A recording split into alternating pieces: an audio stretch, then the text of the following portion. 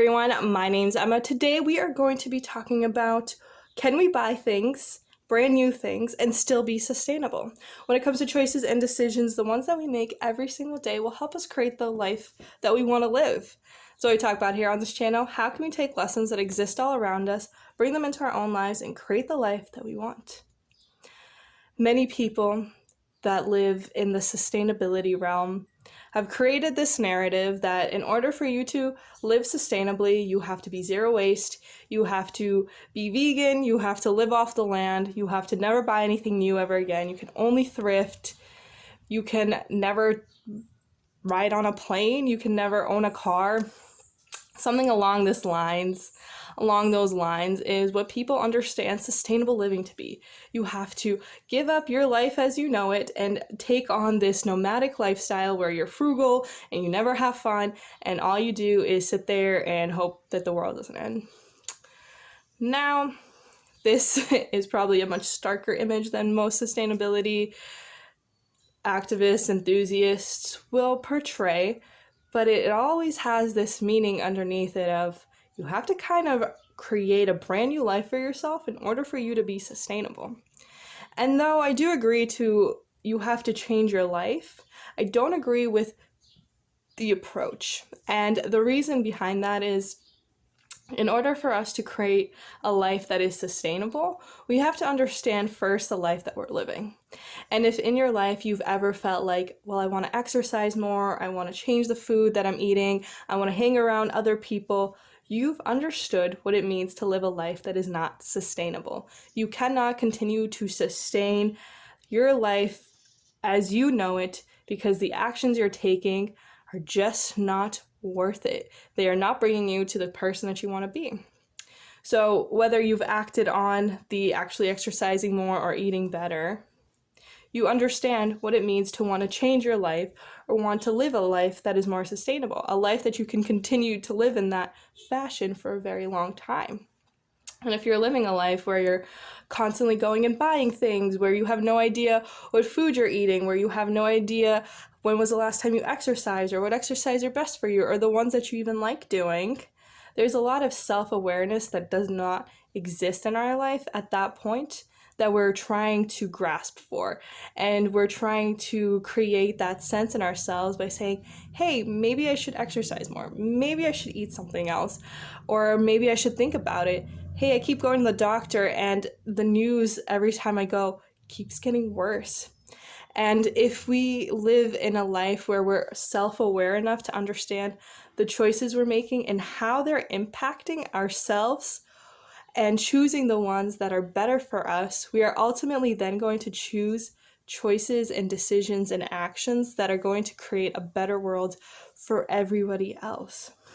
Now, that might sound abstract. That might sound impossible. You might be thinking, you're telling me to be selfish? And the thing is, I am. If we were all selfish, we would live in a much better world if we were all truly selfish. Selfish really means that you are doing things that are in your best interest, that are in your best favor. And if we were actually doing things that were in our best interest, we would live in a better world because we would be thinking about, well, where does my food come from? How does it impact my body?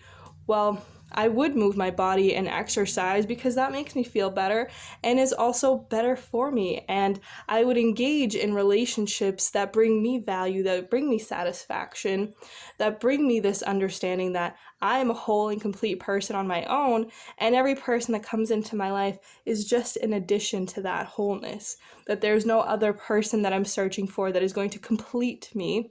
There's no job that is going to complete who I am, that there's no book, there is no piece of clothing, there's no car, there's no watch, there's no purse, there's no heels that are going to complete who I am as a person.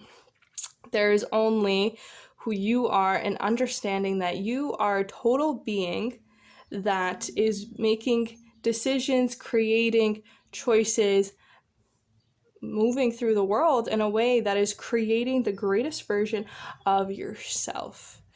But in order to do that, in order to create this life that we can continue to sustain, we have to see where who we are actually starts and where society ends. And it's in that little sphere that we're going to be able to push past everything, push everything else aside, and realize what our own voice is actually telling us. Because if somebody was truly selfish, they would actually understand what it's costing them to eat the food that they're eating, to make the decisions around moving their body, about spending money. They would understand how these decisions are impacting them in various aspects of their life. And that freedom is something that can't be handed to us. It's something that we bring into our own lives by choosing to let go of other things. And in most parts, choosing to let go of these attachments to things that aren't actually bringing us this validation or this hope that we think it is. When we hold on to items and we are expecting so much out of them, when we're bringing a piece of clothing or a book or something into our lives with the expectation that this is going to transform you into the greatest version of yourself, we're putting too much pressure on something that can never live up to that. And because of that, we need to understand what these items are actually bringing into our lives. And more importantly, what are they taking away? When you spend money on something, that is not only money, it is once time that you had. And it is time that you are now losing multiple times over and over again. Because if you're spending however many hours it takes you to get to $50, now you're taking this $50 and you're spending it on something, and then that thing that you bought, you end up throwing away. That's a lot of time that we're creating, that we have in our lives, that we're just throwing away. And in that sense, we're throwing away everything about us because we're not taking the time to understand what it means. And we are constantly searching for validation in everything that we buy because they become the trophies of choosing the life that we have chosen for ourselves. A lot of people will buy these big ticket items as proof that they weren't actually spending their time in a way that was wasting it. They say, well, I didn't like this job for 25 years, but hey, I got this really expensive car, therefore this trophy proves that me spending that much time doing something that I actually don't like was worth it because I have this trophy now. A trophy that I can prove to others, hey, look what I've been able to accomplish, something we can use to prove to ourselves. It's like, well, you didn't follow your dreams, but hey, you got this nice car.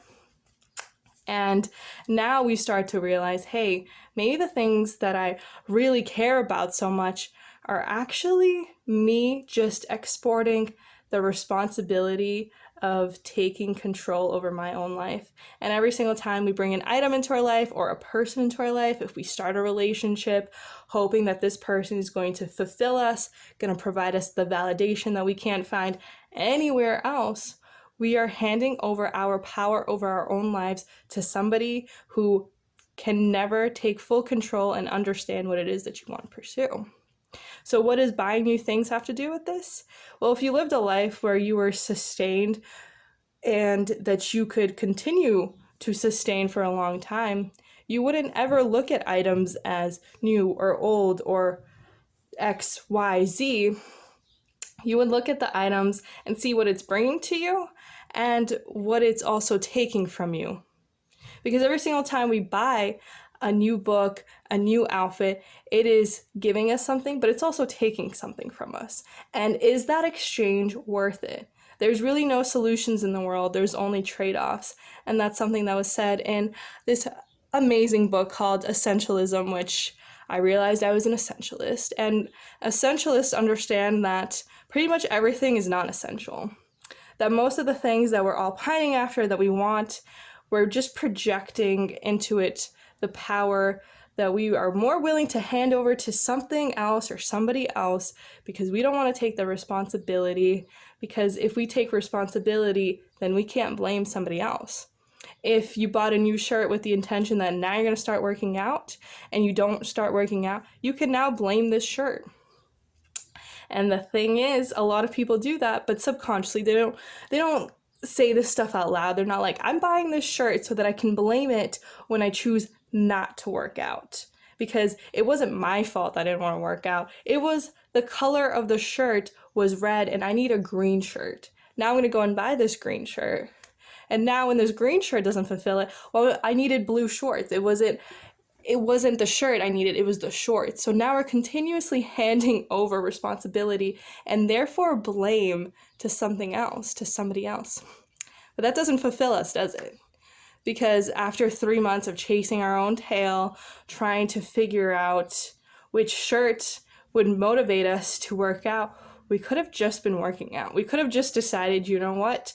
I have no idea what I'm doing, but I'm going to start somewhere because starting somewhere is better than not doing anything.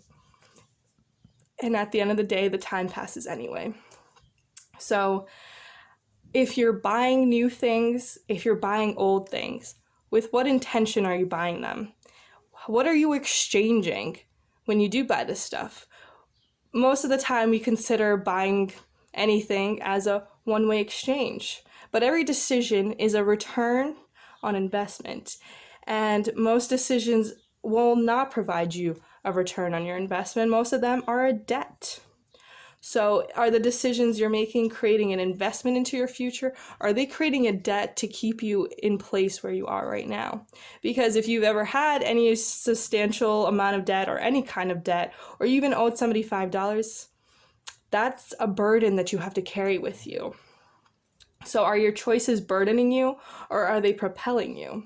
Are the people around you creating a path or are they holding you back? Are they walking forward with you or are they holding you back? And are the items that you're buying holding you back? Because if you're buying something, and I have to do this all the time, I'm like, if I buy a product of anything, I have to now create a space for it in my home and in my mind. I have to create a space where I have to think about it.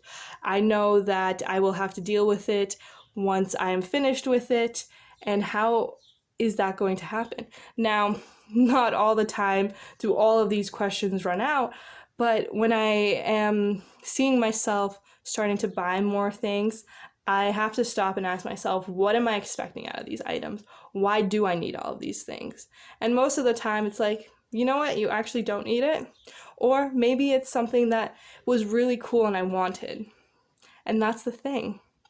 Whether you want to create a life that is sustainable or not, we should all be striving to create decisions in our life that will make us feel the greatest version of ourselves. We have to choose the decisions that are actually bringing us joy and happiness by being aware of whether they are an investment into our future or something that is continuing to be a burden or a debt. So, can you buy stuff that is new and be sustainable? The answer is yes. But if you're thinking about the more practical way, well, like, how can I go to a store that isn't good for the environment and buy stuff from there? Understand, why are you buying it? Is there a hobby that you like? Is there something that you like doing? Is that why you're buying it? Are you buying it because this is something that actually genuinely brings you joy? Or are you doing this because you're trying to escape something, you're trying to prove something to somebody else, you're trying to avoid something? What are you doing? Why are you doing it? And one of the most practical tips I can give you is when I do go to stores that are pretty common, Walmart, Target, whatever, and I do decide to buy something, I will always check the clearance first, or the final act, the last act, because most of the time those are the products that are already slated to be removed from the store, regardless of if somebody buys it or not, and they've already been replaced. So it's not like you're buying this and somebody else is going to replace it. They've already come out with a brand new product line that has replaced this. They no longer want to sell this and they're getting rid of it. And that's really the difference between clearance and sale. A sale is something that they have to just get people to buy stuff. Clearance or final act, last act, those are, or an annex section, those are stuff that they are definitely getting rid of. Once all of it is sold out or most of it's sold out, they're never going to bring it back. So what usually happens after that is it most of the time either ends up in a landfill or it gets incinerated. So if you do decide to buy, whether it's clothing or books or most products, there's usually a clearance section somewhere. So I suggest check those out first if you're not interested in thrift shopping. Also, there's so many different activities that we can do, so much stuff that we already have in our life, and we can really look into those things that we already have. And the reason I'm bringing this up is I also buy things from these stores, but I really do go first to the clearance section to figure out what is going on there. And I personally love writing, I love journals, I love pens, I love books. Those are the things that I will spend money on. Without a doubt, I have collections of journals, of books, of pens that I've accumulated over the years because I find so much joy in writing and reading, and because of that, I will invest in those because I know that the return on that is I will be able to create something, I'll be able to spend my time being in a space that I love being because it brings me so much joy. And I would suggest, and that is what I would really emphasize that you do, is figure out what is it that you could do every single day, or what are the things that you like doing, and continue to invest in those. You know, it might be drawing, it might be writing, it might be running, it might be a great variety of things. There's so many things to explore as well, and those are some of the things that we can continue to do. Maybe you like something that you've never tried yet. There's so many things to try. You could try knitting, you could try crocheting, you could try painting.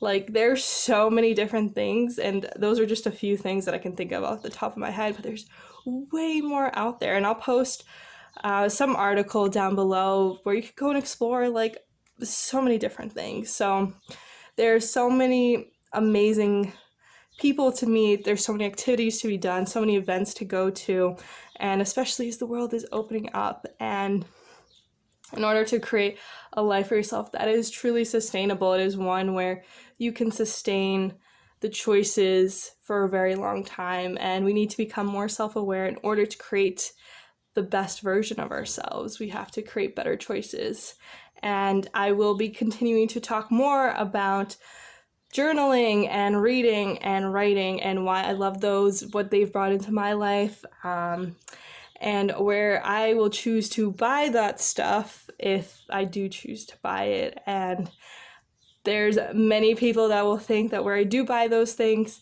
it's not sustainable, it's all of this stuff, but at the end of the day, we have to live a life that is as close to who we are as we can. No one's perfect. There's no store that's perfect. There's no person that's perfect. And if we can strive to be the most authentic and true version of ourselves to ourselves, we will be making better decisions for everyone at the end of the day. So, hope you got something out of this video. I hope you tune in next time. But until then, I hope you have an amazing day.